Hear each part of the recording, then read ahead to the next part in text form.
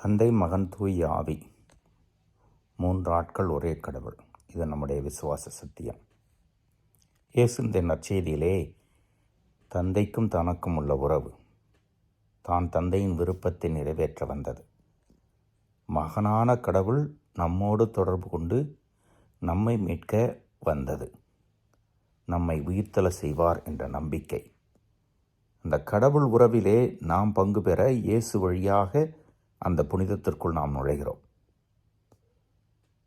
இயேசுனுடைய மனித பிறப்பும் பாடுகளும் மரணமும் உயிர்ப்பும் அப்படிப்பட்ட ஒரு இணைப்பை மனிதர்களாகிய நமக்கு கடவுளோடு தந்திருக்கிறது.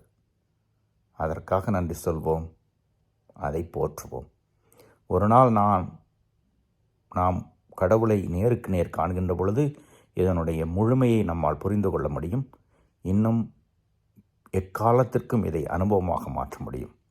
அதற்கு இந்த உலக வாழ்வு தயாரிப்பு. இயேசுவின் வழியில் நடப்போம், கடவுளுடைய விருப்பத்தை நிறைவேற்றுவோம்.